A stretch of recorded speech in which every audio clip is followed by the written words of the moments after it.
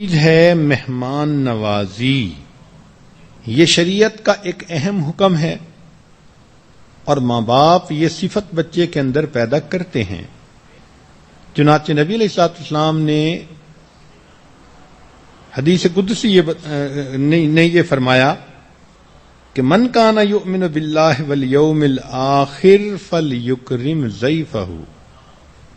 ارشاد فرمایا کہ جو اللہ پر اور قیامت کے دن پر ایمان رکھتا ہے، کیا مانا کہ اللہ کو مانتا ہے اور قیامت کے دن اللہ کے سامنے پیشی کو مانتا ہے، اس کو چاہیے کہ وہ مہمان کا اکرام کرے۔ چنانچہ عرب لوگوں کے اندر مہمان نوازی کی کیا خوبصورت عادت دیکھنے کو ملتی ہے، سبحان اللہ۔ علماء ماوراء النہر کا یہ حال کہ وہ فرماتے تھے کہ یوں سمجھو کہ گھر میں جیسے کوئی مہمان آیا تو اتنی خدمت کرو کہ بالفرض اگر خود پروردگار مہمان بن کے آتے تو تم کیسے مہمان نوازی کرتے۔ چنانچہ ہم نے دیکھا کہ ان کے ہاں کوئی مہمان چلا جائے، سبحان اللہ، اتنی مہمان نوازی کرتے ہیں کہ حیران ہو جاتے ہیں۔ اور اس مہمان نوازی سے انسان کے رزق میں برکت آتی ہے۔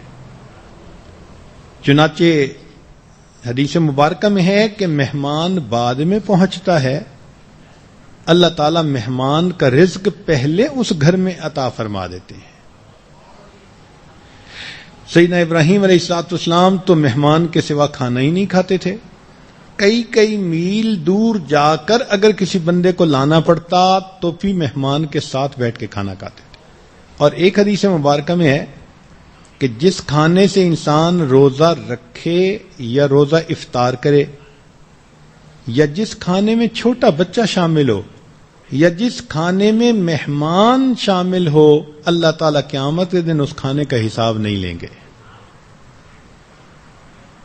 ہمارے حضرت مرشد عالم رحمت اللہ علیہ اس قدر مہمان نواز تھے کہ حاتم طائی کی یاد آتی تھی۔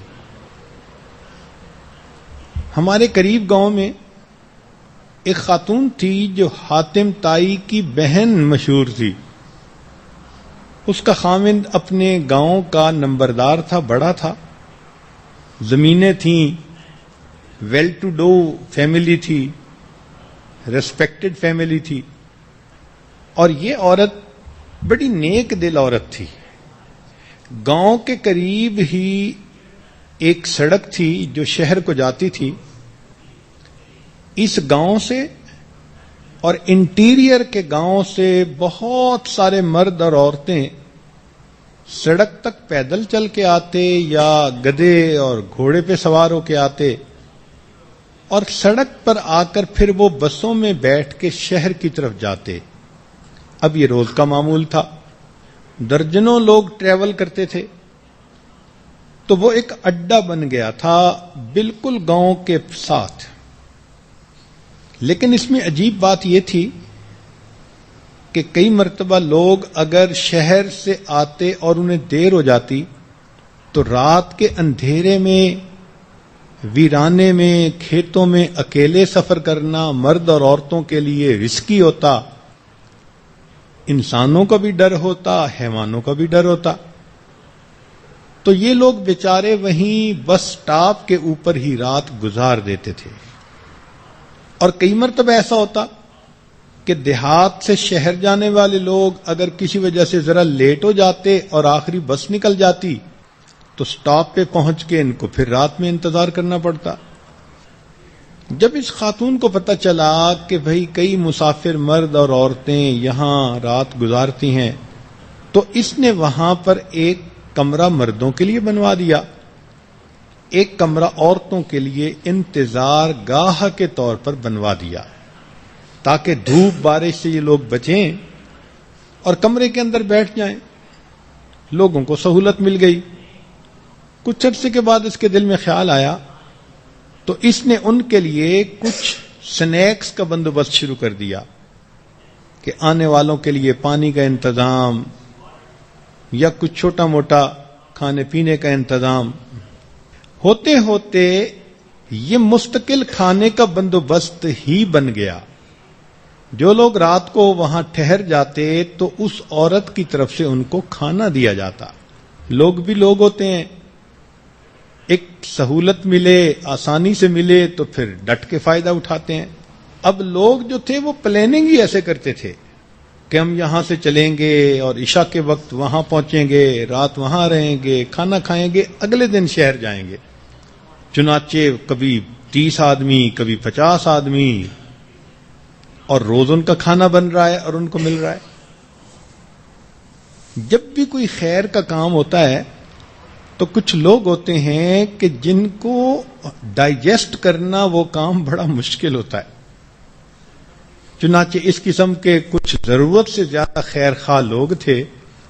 انہوں نے اس عورت کے خامد کو آ کر کہا کہ جناب روز کے 30، 40، 50 بندوں کا کھانا، لوگ تو عیش کر رہے ہیں، لگتا ہے کہ آپ کے پاس مفت کا مال ہے، کہیں درخت سے اتار کے تو نہیں لے کے آتے آپ، یہ تو کنگال ہو جائیں گے اور یہ تو لوگ آپ کا مال کھا جائیں گے.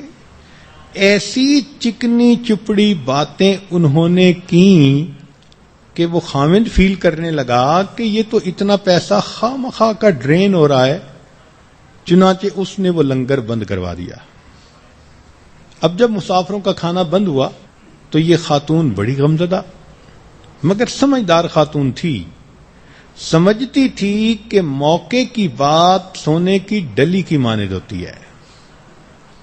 خامد نے ایک دن اسے دیکھا تو اس نے دیکھا تھوڑا ڈپریسڈ سی نظر آ رہی ہے.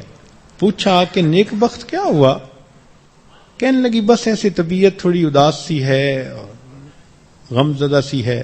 اس نے کہا اچھا پھر چلو میں تمہیں اپنی زمینوں کی طرف لے چلتا ہوں، وہاں باغات ہیں، کھلی ہوا ہے، ذرا پھرو گی وہاں چلو گی تو تمہاری یہ کیفیت ختم ہو جائے گی. تو یہ اپنے خامد کے ساتھ گاؤں کے قریب جو زمینیں تھی وہاں چلی گئی. تھوڑی دیر ادھر ادھر پھرنے کے بعد گاؤں کے وہاں پر ایک کنواں بنا ہوا تھا. یہ کنویں کے قریب آ کر بیٹھ گئی اور کنویں کی جو ڈول اندر جا رہے تھے اور پانی لا رہے تھے ان کو دیکھنے بیٹھ گئی. کچھ دیر گزری تو خامد نے کہا کہ اچھا پھر چلو گھر واپس چلتے ہیں. اس نے کہا بہت اچھا، مگر یہ ان ڈولوں کو دیکھتی جا رہی ہے. تو خامد نے قریب آ کے پوچھا کہ کیا دیکھ رہی ہو؟ تو اس نے اس وقت کہا کہ میں دیکھ یہ رہی ہوں کہ یہ سارے ڈول خالی اندر جا رہے ہیں اور بھر بھر کے پانی سے واپس آ رہے ہیں اور کنویں کا پانی ختم ہی نہیں ہو رہا. تو خامد نے کہا اللہ کی بندی، کبھی کنووں کے پانی بھی خشک ہوئے؟ یہ تو ساری عمر ڈول چلتے رہیں گے تو پانی بھر بھر کے لاتے رہیں گے. جب خامد نے یہ بات کی تو اس خاتون نے حیران ہو کے پوچھا اچھا کنووں کے پانی خشک نہیں ہوتے؟ اس نے کہا نہیں. تو عورت نے کہا کہ اچھا پھر اللہ تعالیٰ نے ایک کنواں آپ کے ذریعے سے بھی لنگر کی شکل میں جاری کیا تھا، آپ کو کیوں غم ہوا کہ اس کنویں کا پانی خشک ہو جائے گا؟ موقع کی بات سونے کی ڈلیوں کی طرح ہوتی ہے. خامد کے اوپر اس بات کا اثر ہوا. کہتے ہیں جب تک وہ خاتون زندہ رہی وہ لنگر چلتا رہا. تو مہمان نوازی تو مومن کی شان ہوتی ہے. نبی علیہ الصلوۃ والسلام کتنے مہمان نواز تھے. ایک حدیث مبارکہ پڑھتے ہیں حیران ہوتے ہیں. ایک مرتبہ ایک یہودی نبی علیہ السلام کا مہمان بنا. نبی علیہ الصلوۃ والسلام نے اسے ٹھہرایا اور اس کو کھانا پیش کیا. اللہ کی شان کہ اس نے کھانا خوب کھایا اور اس کا پیٹ خراب تھا. رات کو جب وہ سویا تو اس نے بستر کے اندر ہی پاخانہ کر دیا. اب شرم کے مارے وہ صبح اٹھا اور اٹھ کے چلا گیا. بستر میں سے بدبو آ رہی ہے. جب ذرا وہ شہر سے باہر نکلا تو کنویں کے اوپر اس نے اپنے کپڑے بھی دھوئے، غسل بھی کیا، صاف ستھرا ہوا. شرمندہ تو تھا لیکن اس کو یہ فیل ہوا کہ اس کی کوئی ضروری چیز تھی جو پیچھے رہ گئی. اب وہ چھوڑ بھی نہیں سکتا تھا. تو حدیث مبارکہ میں ہے کہ وہ یہودی اپنی چیز لینے کے لیے جب واپس آیا، اس نے کیا دیکھا کہ اللہ کے حبیب صلی اللہ علیہ وسلم اپنے مبارک ہاتھوں سے مہمان کا پخانہ صاف کر رہے، دھو رہے ہیں۔ جب اس نے نبی علیہ الصلوۃ والسلام کا یہ عمل دیکھا، کلمہ پڑھا اور مسلمان ہو گیا۔ اللہ کے حبیب صلی اللہ علیہ وسلم کی مہمان نوازی کی یہ شان تھی۔